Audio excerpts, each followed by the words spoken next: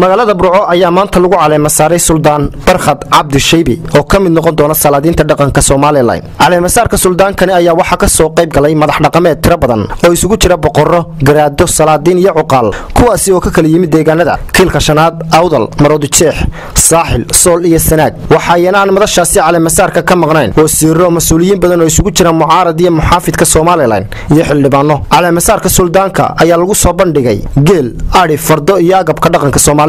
waxaana dhamaanba madax dhaqameedkii mas'uuliyiinta halkaasi ka hadlay ay si weyn ugu duceeyeen uguna hambalyeeyeen suldaanka cusub ee Suldaan Barkhad.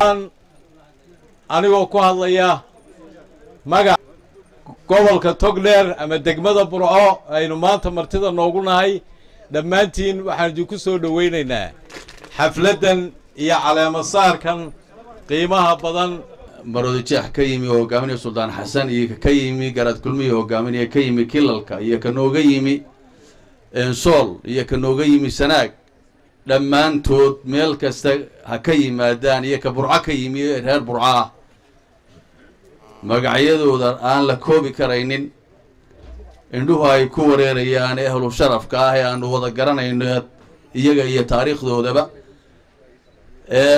noo soo camray, na soo shamiray, na soo sharfay, caleema saarka noogu yimi ee na soo weyneeyey.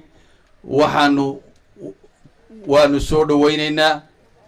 runtii farxad weyn bay noo tahay, sharaf weynna way noo tahay inaanu ka soo qayb galno xafladda caleema saarka beesha aadan madoobe suldaankooda Suldaan Barkhad Cabdi Shaybe. waxaan marka hore u ducaynayaa Suldaan Barkhad Cabdi Shaybe, waana cumaamadaynaa, waana ku caana shubaynaa, waananu la shaqaynaynaa insha Allah wada. marka suldaanka caleema saarkiisana inuu bilow noo noqdo ayay deegaankii aan ka imiday salaadiintii iyo dadkii shacabka ahaaba ay fariinta ay soo dhiibeen.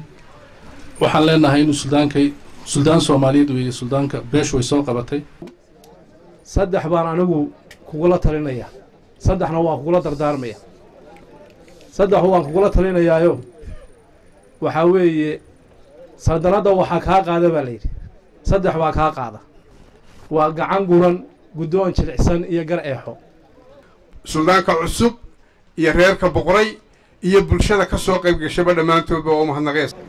anigana faan bay tahay iyo farxado maanta mar haddii garaad wiilwaal halkan joogo oo garaad jaamaca garaad Ismaaciil joogo oo garaad Maxamed Guuleed joogo, abtiyaday joogaan.